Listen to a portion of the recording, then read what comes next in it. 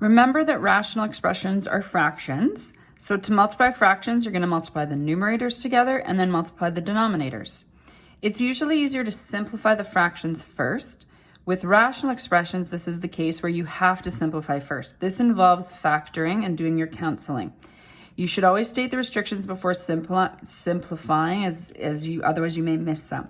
So we're going to simplify each, state restrictions where necessary. So we're going to start with just a regular fraction to review our skills of multiplying.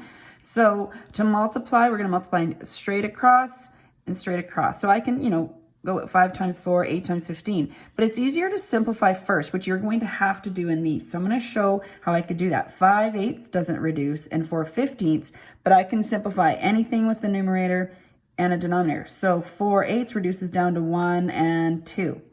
5/15 reduces down to 1 and 3. So 5 goes into 15 3 times.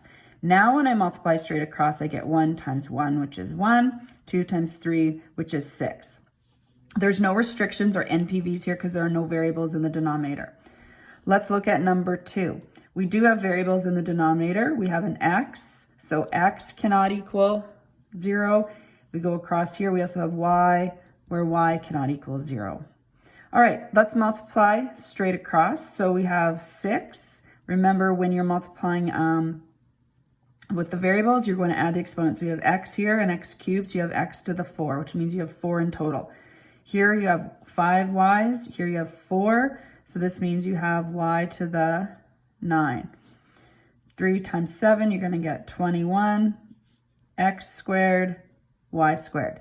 Now let's see if we can reduce or cancel. 6 and 21, 3 goes into both, so if we divide that, we're going to get a 2 and a 7. X to the 4 over x squared, we subtract exponents, or again, I like to think of canceling out. If you cross out those 2, you're left with 2 in the numerator. Here you have 9 and 7, so subtract or cancel out, and you're left with 7 in the numerator. Let's look at number 3 with some more variables. D over 2 pi r times 2 pi r h over d minus 2. So let's look at the restrictions. So 2 pi, those are numbers. R's a variable. R cannot equal 0. D minus 2 cannot equal 0, which means d cannot equal 2. Okay, so let's look at canceling. Factoring. There's nothing to factor. Everything's factored. So let's do our canceling. We can cancel out 2 and pi, so we can do that kind of together. We can also cancel out the r. And so we're left with d times h over d minus 2. D does not cancel out this. You cannot cancel, and maybe it's worth writing this down. Can't cancel a monomial with part of a binomial.